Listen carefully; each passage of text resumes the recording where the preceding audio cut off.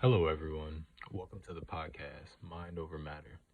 My name is Joshua Page, and today we're diving into something that's been a game changer for me as an athlete: sports psychology. As a sprinter, I've learned that the mental side of performance is just as important as the physical training. But sports psychology as a field is relatively new. In today's episode, we'll explore the history of sports psychology and where it's headed, and how methods developed over time have shaped the way I train and perform. I'll also share how I've personally applied these mental strategies in my training. To start, let's look at the history of psychology and how it led to the rise of sports psychology. So, in order to understand sports psychology, we need to look at the psychological schools of thought that laid the groundwork for it. So, what is a school of thought? Well, it's a way of thinking about how the mind works based on theories developed by early psychologists. Let's break down a few important ones. Structuralism. This was one of the first schools of thought in psychology. It was led by William Wundt, who is often called the father of psychology. Structuralism aimed to break down the mind in its most basic parts. It's like breaking down a car to its individual components. Wundt and his followers tried to understand how basic mental processes like sensation and perception worked. Next would be functionalism. Building on that, William James, a major figure in American psychology, founded functionalism. Functionalists focused on how the mind helps individuals adapt to their environment. They wanted to know why people think and feel the way that they do, and how mental processes help us survive in the world. Behaviorism. This is where psychology took a huge turn towards observable behavior rather than the internal workings of the mind. John B. Watson and later B.F. Skinner were key figures in this school of thought. They argued that psychology should only focus on the behaviors that can be seen, like how athletes respond to rewards or punishments. These schools of thought laid the foundation for sports psychology because they introduced the idea that mental states, whether they be conscious or unconscious, and behaviors, actions, and reactions, could be studied, understood, and applied to improve performance. So, how did all of these early ideas lead to sports psychology anyway? Well, as psychology progressed, it became clear that mental training could help athletes improve their performance. This is where sports psychology came into play. It's a branch of psychology that focuses on how mental and emotional factors influence athletic performance. One of the earliest figures to really bring psychology into sports was Coleman Griffith, often called the father of American sports psychology. Griffith started applying psychological principles to improve athlete performance back in the 1920s. He worked with major sports teams, including the Chicago Cubs, and studied how mental techniques like focus and relaxation could enhance performance. But it wasn't until later that sports psychology really took off. As sports became more competitive and athletes sought any advantage they could, psychologists began to study things like motivation, mental toughness, and focus in greater depth. Now let's look at where sports psychology is today.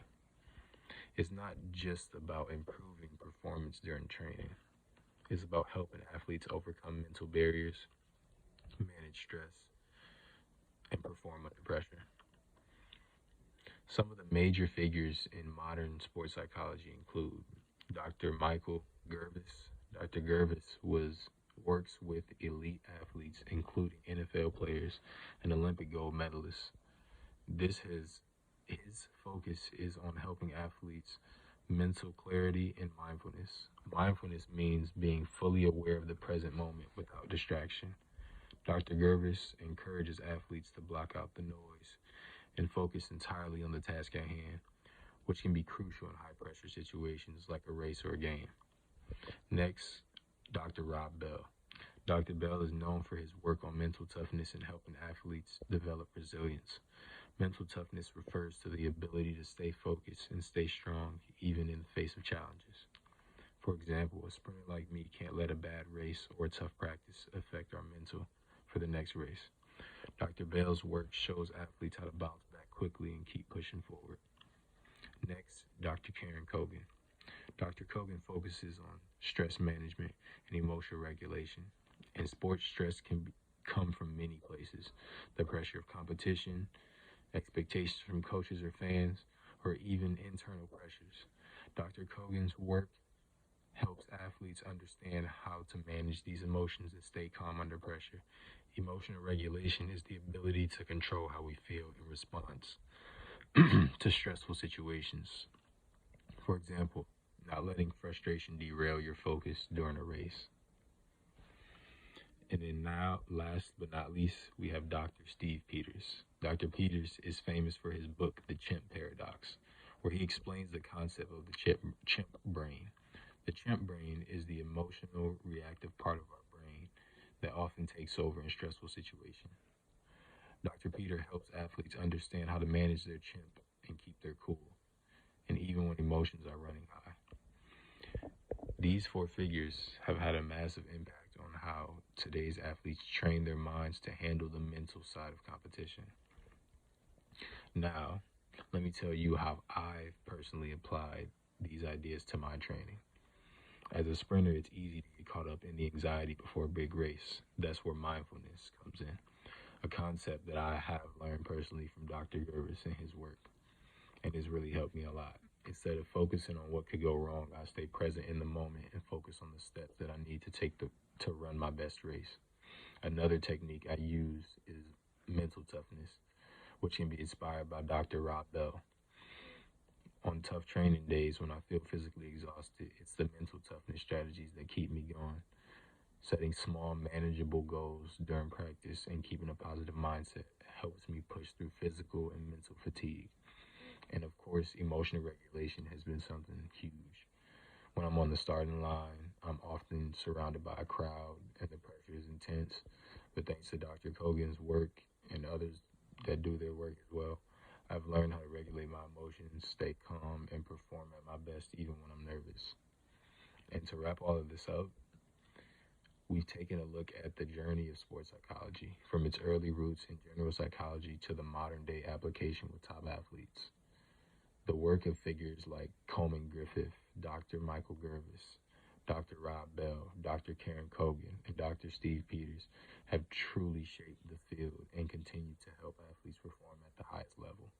Sports psychology has come a long way, and mental toughness that we use are rooted in the psychological theories of the past.